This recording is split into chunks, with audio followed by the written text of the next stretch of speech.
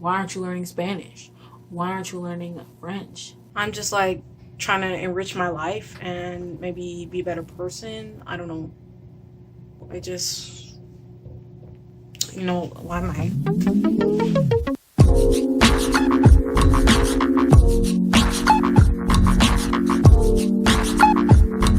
Hey, what's good? It's me, it's Baolio. And today we are talking about learning those languages that people tell you are not useful. I know how it is. You're just interested. You can be just interested in something and you're so excited about it, but when you know nobody else is going to be learning it, you feel like the resources aren't there. And then what's worse, you get that. Why aren't you learning Spanish? Why aren't you learning French? And even now, why aren't you learning Chinese? Before, it didn't even used to be like that. People would look at me. I'm talking about I'm learning Chinese. They're like, oh, why didn't you learn Spanish though? Because I didn't want to. Okay, that's not even true. But yeah, that's what we're going to get into today. So this is going to be broken up into two basic things. Why you should learn it and how you should learn it. We're going to dig into that. We're going to keep it real simple for you, okay? And we'll try to keep it short and sweet as well. Why should you learn it? 3 things. 1, the culture itself. If you love a culture, your learning accelerates more than you could possibly believe. You know how many of us, I need a stat, how many of us American kids take Spanish and how many retain that Spanish and how many even understand the context of the language that they spend all those years learning? It's obviously going to be so much less. And just a love for the culture, sparking a love for the culture of the language that you want to learn, it's going to be so vital to you. And if that's the reason you want to learn it, you're going to be enriching your life in so many ways beyond just knowing another tongue. So that goes into the second one. You get to practice learning. The skills involved in learning a language goes through both sides of the brain. It's just so important for cognitive development and just overall improving the quality of your learning.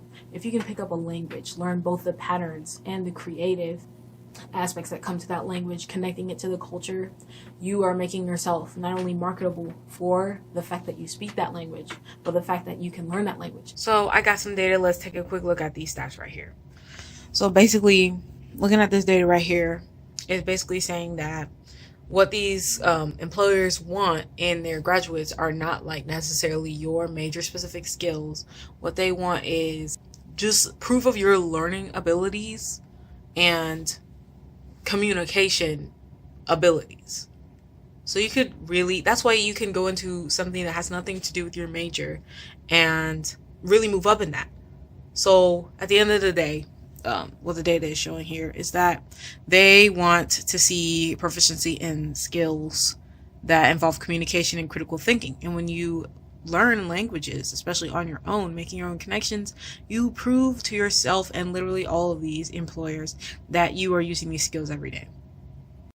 Let alone by yourself. If you're learning something like Icelandic, I hope that's a language. If you're learning something like Norwegian, Finnish, Hungarian.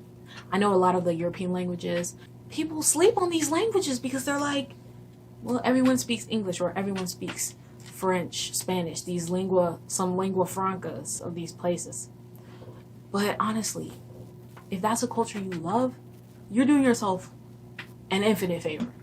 Just improving the quality of learning in this way reaches out into all your other subjects. So let's see, I studied Chinese. When I wanted to learn even another language, so much easier. When I want to pick up another skill, so much easier because you've practiced making connections. This is the type of thing that really you can't see it until you have it. You don't understand it until you can do it. Third, you'll have a new community that outreaches further than where you could have been had you not taken that path. For example, in my own life, Chinese, 7th grade. You know how many people in Tennessee were learning Chinese? I mean, more than you think. That's the thing. More people are learning your language than you think. And even if it's a small amount, just the cluster in nature of learning that thing, it's just so crazy.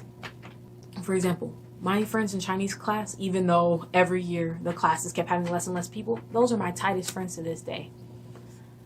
If I see them, we have so many memories just based on the time that we spent learning that language together.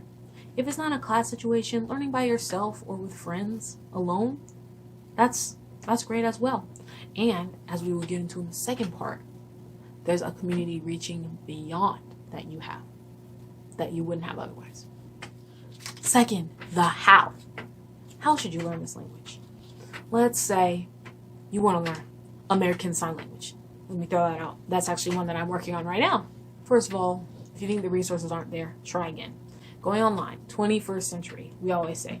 Go online. There are YouTubers that are teachers. There are resources out here.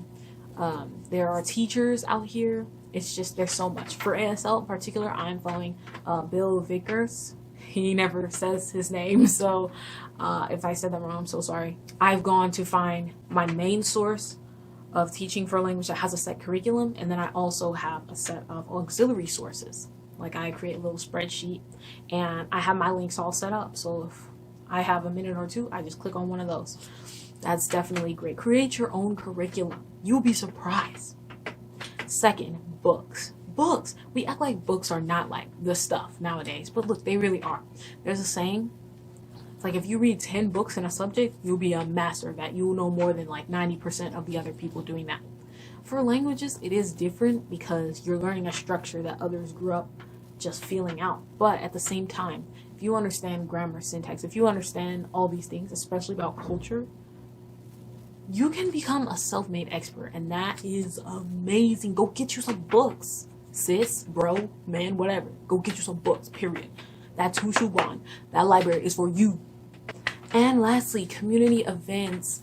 Through our ASL program at the school, they have so many community events, and just for those learning ASL and for those who are deaf, to my knowledge, I'm not in the program yet, but just events using your language, immersion, and community events like little conferences, the language conferences. If there's a good population, a good sized population of your area that speaks that, you can try to maybe get involved that way. And there's just websites online. I can try and find some and put some down in the description for places where you can branch out and learn other things through interaction with other people. Community is so crucial to doing this. And even though that may be one of your biggest fears at the beginning, that no one else is learning it, therefore maybe you should just spare yourself the trouble. But honestly, that community, once you meet it, you will not imagine life had you not. So 100% recommend that. And of course, you can learn here, okay? You can learn some tips and tricks for your own language game. Apply that to your own language game, whether it's Chinese, Xhosa, Swahili, everything on your wish list. You can attain that. If any of this was helpful to you, 请给我点个赞和关注我们的频道 ，OK？OK， 谢谢你啊。